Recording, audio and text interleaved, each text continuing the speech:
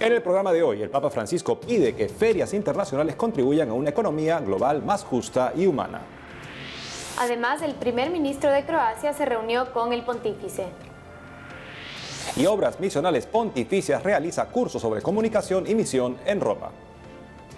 Les damos la bienvenida a EWTN Noticias. Soy Silvia Ordóñez. Gracias por acompañarnos como siempre en su programa de noticias con enfoque católico. Soy Eddie Rodríguez Morel. Damos inicio a esta nueva edición contándoles que el Papa Francisco sostuvo un encuentro con los participantes de la Unión de Ferias Internacionales y los invitó a promover la inclusión, el cuidado del hogar común y el desarrollo integral. Veamos. En un encuentro con los integrantes de la Cumbre de la Unión de Ferias Internacionales, el Papa Francisco invitó a los participantes a promover la inclusión, el cuidado del hogar común y el desarrollo integral de las personas y los pueblos. Asimismo, el Santo Padre resaltó la contribución que realizan para una economía global más justa y humana, sobre todo en este mundo donde crecen las posibilidades de interrelación y cooperación entre los individuos. Las exposiciones internacionales contribuyen al crecimiento de una cultura del encuentro que refuerza los lazos de solidaridad y fomenta el enriquecimiento mutuo entre los miembros de la familia humana. En ese sentido, el pontífice indicó que las ferias son un momento para la cooperación económica y humana, desde su preparación hasta la realización de las mismas. Estos eventos son capaces de crear una red de buenas relaciones humanas, capaz de durar mucho, más allá del evento en sí.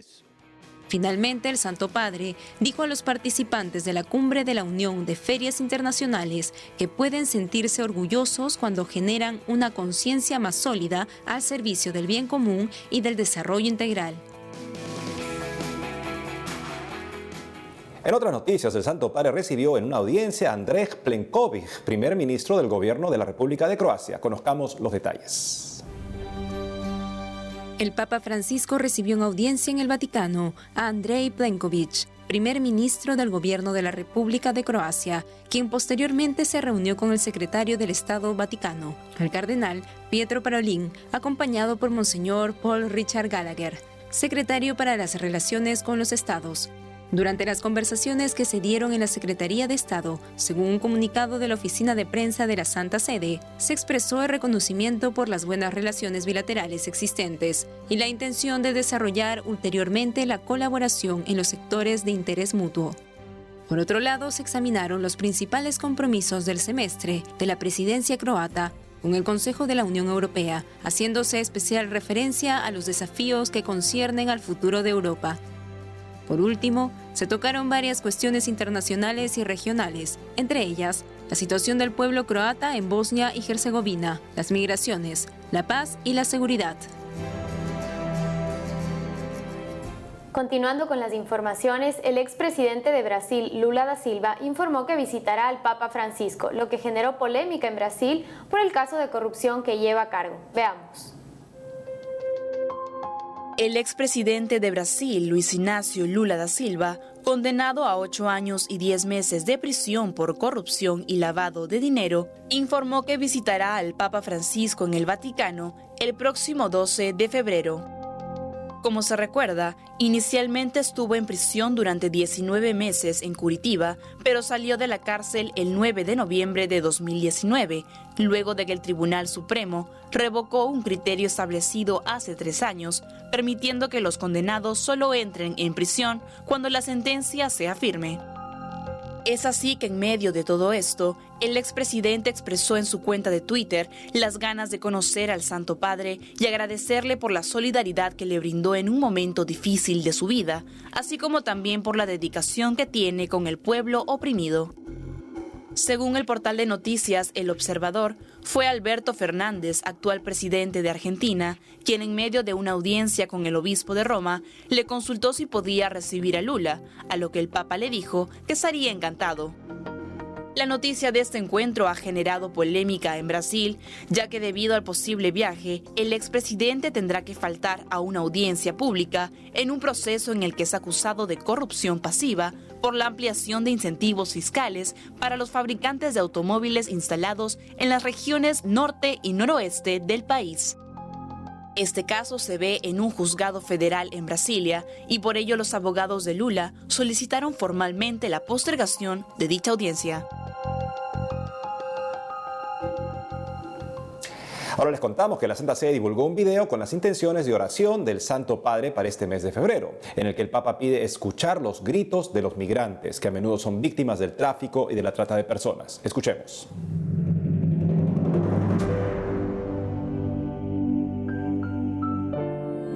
A menudo los migrantes son víctimas del tráfico y de la trata de personas.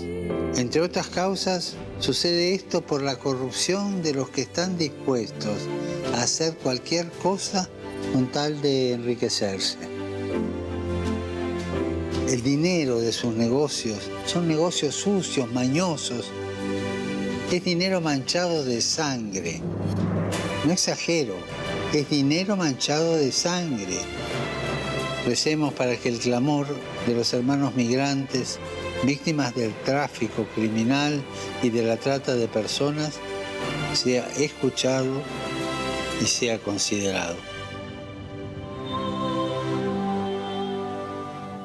Los países de destino no pueden seguir viviendo a espaldas de la situación en los países de origen. Debe haber un interés verdadero en ver cómo se mejora la situación ahí. Y entre tanto, crear zonas seguras cerca de los países de origen. Porque las personas no quieren normalmente emigrar y dejar su país de origen. Ellos quieren poder contribuir a un futuro con esperanza, poder vivir con esperanza.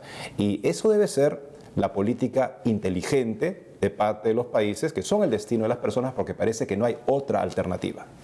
Así es, creo que es algo que ya está muy difundido en todos los continentes, que está sucediendo en diferentes regiones del mundo y que por ende los países, tanto la sociedad como los gobernantes, tienen que tomar medidas y tratar de responder a esta situación de la mejor manera, con políticas y tratando de dar protección sobre todo a los migrantes, que son quienes están más vulnerables en esta situación. Nos conectamos inmediatamente con nuestra corresponsal en Roma, Mercedes de la Torre Cuellar, quien nos comentará sobre cómo se llevó a cabo el curso Comunicación es Misión, en el que han participado delegados nacionales de las obras misionales pontificias. Adelante, Mercedes.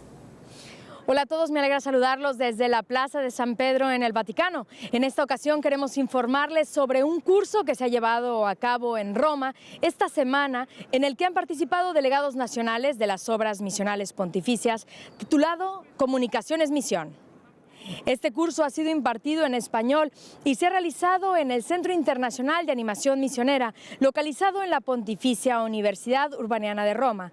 Entre los relatores se encontró el director del Grupo ASI, Alejandro Bermúdez, quien explicó algunos principios de la comunicación, así como también ha dado consejos sobre cómo realizar una estrategia. Entre las actividades que realizaron los participantes, visitaron la oficina de prensa de la Santa Sede y recibieron talleres prácticos en los estudios de EWTN en el Vaticano. En concreto, los participantes pudieron ejercitarse ante las cámaras y aprendieron algunas de las claves importantes para comunicar eficazmente. Por este motivo entrevistamos al director nacional de Obras Misionales Pontificias de España, el padre José María Calderón, quien relató cuáles han sido algunos de los aprendizajes de estos días. Veamos lo que dijo. Bueno, lo que nos estáis enseñando los profesionales de la televisión, del periodismo, nos estáis enseñando que lo que no sale en los medios no existe. Y nosotros tenemos algo muy bonito que enseñar y es la realidad viva de la Iglesia que se manifiesta en la evangelización. Y queremos que nos enseñéis a hacerlo bien. ¿Para qué? Pues para que podamos transmitir la verdad del modo adecuado y mucha gente llegue a conocer lo que es de verdad lo que hacemos y cómo trabajan nuestros misioneros. En esta línea, el padre José María describió cuál es el mayor desafío actual de la misión en la Iglesia. El desafío más grande es que hace falta misioneros. Es decir, ¿cuál es el desafío? Es la edad. Tenemos muchos misioneros, hay muchos misioneros en el mundo, hay muchos hombres, muchas mujeres, solteros, casados, sacerdotes, religiosas, religiosos, pero son mayores. El gran desafío de la Iglesia es que haya hombres y mujeres jóvenes que entiendan que su vocación es misión. Por último, el director nacional de las Obras Misionales Pontificias de España envió un mensaje a través de las cámaras de EWTN Noticias. Pues, querido amigo, No hay nada más apasionante que Cristo y no hay nada más apasionante en esta vida que ser capaz de transmitir a los demás lo que llevamos en el corazón. La Iglesia necesita de misioneros, jóvenes, hombres, mujeres, sacerdotes, religiosas, religiosos, laicos, casados, que quieran dar testimonio de Cristo en aquellos lugares donde Cristo todavía no es conocido y por lo tanto no es amado. Y con esta invitación a dar testimonio de Jesús con nuestra vida me despido por hoy, pero antes quisiéramos destacar que este curso se realizará nuevamente en Roma a principios del mes de marzo en lengua inglesa. Así que nos alegra saber que continuará este tipo de formación en el ámbito de la comunicación y la misión. Informó para ustedes en EWTN Noticias desde el Vaticano, Mercedes de la Torre Cuellar. Hasta la próxima. Gracias, Mercedes, por la información. Y para profundizar más sobre lo que significó este gran evento, nos conectamos con nuestro director de noticias, Alejandro Bermúdez, quien se encuentra en nuestros estudios de EWTN Roma. Te escuchamos, Alejandro. ¿Qué tal, amigos de EWTN Noticias? Soy Alejandro Bermúdez y estoy aquí en nuestras oficinas de EWTN en Roma, participando de un curso organizado por el Centro Internacional de Animación Misionera de la Santa Sede.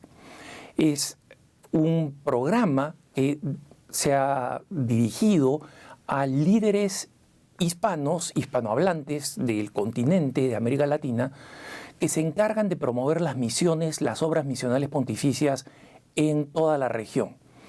Y ha sido un momento sumamente intenso el poder trabajar con aquellas personas que se encargan de promover las misiones y que tienen la responsabilidad de ayudarnos a nosotros, a los católicos, a tomar conciencia de dos cosas. Que todos los católicos somos misioneros, viene con nuestro bautismo, y que en consecuencia todos debemos tener ese celo y ese deseo de que la palabra de Dios se siga anunciando en el mundo. Y muchas veces eso requiere, por ejemplo, contribuir económicamente cuando se hacen las colectas del DOMUN, del Domingo Mundial de las Misiones, lo más generosamente que podamos, porque de eso depende que existan las herramientas para poder llevar el Evangelio en todos esos rincones donde todavía no ha llegado, ¿no? Y en segundo lugar, promover las vocaciones. Y América Latina tiene ahora el 40% de la población católica del mundo. Si de alguna parte tienen que salir las vocaciones para anunciar el Evangelio a otras partes, como nos fue anunciado a nosotros hace 500 años por España, es América Latina. Y en consecuencia, esta oportunidad para nosotros, el equipo de EWTN que ha estado dando este curso, compartiendo con estos hermanos que tienen esta responsabilidad en los distintos países de América Latina, ha sido esta oportunidad para reflexionar y contemplar la necesidad de la misión y renovarnos en el deseo de ser discípulos y misioneros, discípulos y misioneros.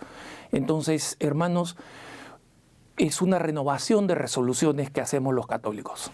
Recemos por las misiones, contribuyamos con las misiones y animemos las vocaciones misioneras.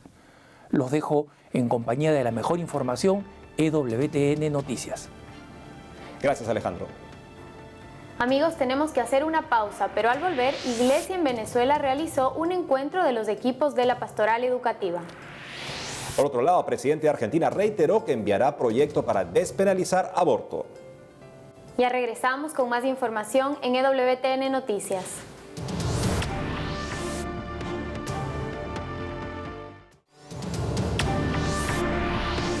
Y ahora les contamos que hace unos días se realizó un encuentro de los equipos de la Pastoral Educativa de la Conferencia Episcopal de Venezuela. Y para contarnos más sobre esta importante jornada, está conectada con nosotros vía Skype Carmen Amelia Reyes, directora del Departamento de Educación de la Conferencia Episcopal. Carmen, te damos la bienvenida a EWTN Noticias. Un saludo para todos y muchas gracias por esta oportunidad. Carmen, cuéntanos por favor en principio de qué se trató este encuentro educativo y qué se buscó lograr a través de él. Pues desde la invitación del Papa Francisco que ha hecho el año pasado para la reconstrucción del Pacto Educativo Global, desde el Departamento de Educación en Venezuela lo hemos asumido como un proyecto para nosotros, con el proyecto denominado Reconstrucción del Pacto Educativo en Venezuela. Entonces, durante este encuentro, pues tuvimos la oportunidad de compartir los diferentes equipos de trabajo del departamento, los equipos de servicio, junto con otros invitados y aliados educativos, para poder compartir un poco más acerca de las etapas que este proyecto va a tener para Venezuela durante los próximos 2 años. Y en ese sentido, ¿nos podrías comentar brevemente cuáles son los puntos más relevantes que se abordaron en esta jornada educativa? Pues durante este encuentro, en principio, tuvimos la oportunidad de presentar ante todos el proyecto de reconstrucción del Pacto Educativo en Venezuela y analizar cada una de sus etapas, comenzando desde la etapa de la escucha paciente, en donde queremos realmente hacer una recogida de información con todos los actores educativos, tratando de visibilizar y de dar voz a todos los que tienen roles en la educación, empezando desde los educandos, pasando por las familias, por los docentes, pero también con otros sectores como el gobierno, la sociedad en general, los empresarios. Luego pasamos a la etapa del diálogo constructivo, en donde queremos recoger las propuestas para la educación, para construir una nueva calidad educativa en Venezuela, y por último, en la convergencia global, donde queremos llegar al pacto educativo. Finalmente, Carmen, en una Venezuela que se encuentra pasando por diversas dificultades también en la educación, ¿crees que se lograrán los objetivos mencionados en el encuentro para contribuir con el desarrollo educativo en el país? ¿Qué necesitarían los líderes políticos y de la población en general para alcanzar estas metas?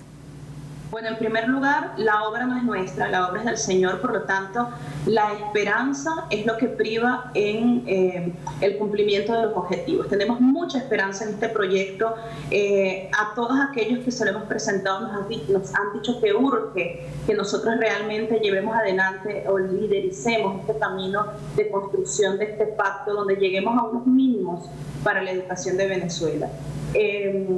Los líderes políticos tienen que escuchar la voz de aquellos que estamos trabajando con la educación, pero no solamente los líderes políticos serán los protagonistas de este proceso, sino que también queremos trabajar con los líderes sociales, con los líderes populares, con los líderes educativos de la base. Creemos que en ellos está la esperanza, porque nosotros, así como el Papa Francisco nos invita a construir la aldea global de la educación, queremos hacer de Venezuela una aldea que eduque, que toda la sociedad pueda realmente pensar en que ella tiene la principal función de educar al más pequeño. Carmen Amelia Reyes, muchas gracias por habernos acompañado hoy en EWTN Noticias. Muchas gracias a ustedes por invitar. Gracias, Carmen. Por otro lado, les contamos que esta semana el presidente de Argentina, Alberto Fernández, reiteró una vez más que enviará al Parlamento un proyecto para despenalizar el aborto en su país. Veamos. Esta semana, el presidente de Argentina, Alberto Fernández, reiteró una vez más que enviará al Parlamento un proyecto para despenalizar el aborto. La declaración se realizó en el Instituto de Estudios Políticos de París, Francia, en el marco de la gira del mandatario, que incluye a Italia, España y Alemania. Fernández explicó que el aborto es un delito que no tiene culpables entre las rejas, pero que aún así se practica en el día a día por la clandestinidad con la que se lleva a cabo, generando así un riesgo para la vida y salud de la mujer, debido a que algunas tienen bajos ingresos y se exponen así al peligro de quedar infértiles o sufrir lesiones internas por las malas condiciones donde se practican el aborto. Además, expresó que esta práctica no se vuelve obligatoria, sino que les da a las mujeres una segunda oportunidad, quienes en algunas ocasiones son víctimas de violaciones. Finalmente, el mandatario culminó diciendo que no se puede vivir en un mundo hipócrita y que mandará la ley para terminar con la despenalización del aborto. Frente a todo este panorama, la Comisión Arquidiocesana de Justicia y Paz del Arzobispado de San Juan de Cuyo expresó que llama la atención la ligereza y obsesión por imponer vía administrativa aquello que no se logró por el camino de la democracia mediante la sanción de una ley. Por otro lado, el Centro de Bioética, Persona y Familia manifestó que el protocolo merece numerosas críticas por violentar derechos fundamentales del ordenamiento jurídico.